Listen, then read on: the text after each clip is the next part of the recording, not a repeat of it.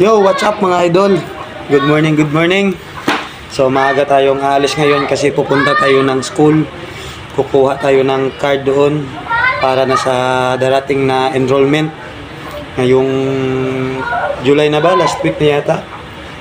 So agahan natin kasi may hatiran pa tayo ng tulong mamaya. So kaway-kaway na naman sa taga-Dumga. So schedule natin ngayon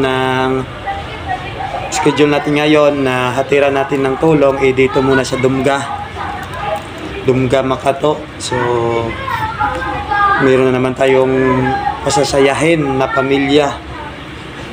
So pray lang tayo mga idol, sana lahat kayo mapupuntahan ko at mabibigyan ng kunting tulong, kahit kunti lang mga idol. Importante makabigay tayo at siyempre makatanggap kayo, di ba? Kaya nga, para talaga to sa inyo mga idol, dahil kung hindi sa suportan nyo, sa mga share ninyo, sa mga comment and reaction ninyo, hindi ko to magagawa.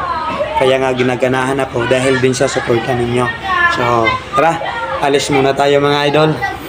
At pagdating nga ng school mga idol, agad na ako pumila para makuha itong card. At pagkatapos ng mga idol, pumunta na ako sa pamilihan ng mga school supply para ma-ready na ang lahat-lahat. So ayan mga idol, yan yung nabili natin. At tapos pumunta na rin tayo ng fruit stand para bumili nitong mga prutas para pasalubong na rin doon sa anak natin. So ayan mga idol, at pagkatapos niya yan mga idol, agad-agad na rin ako pumunta doon sa anak ko mga idol. Ayan.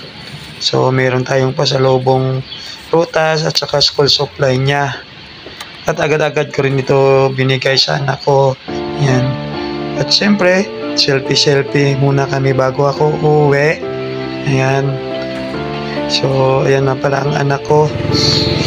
So, baka nagtataka kayo mga idol, si King po ay anak ko yan sa una.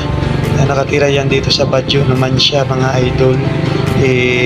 Biktima din ng panahon na siyempre mga isip bata kami doon at hindi pa nagkakaintindihan, kaya naghiwalay din kami ng mama niya. Kahit ganun din ang nangyari mga idol, pinaglaban ko pa rin ang karapatan ko bilang ama at siyempre yung obligasyon natin sa kanya. O diba mga idol, importante na dyan tayo patuloy na sumusuporta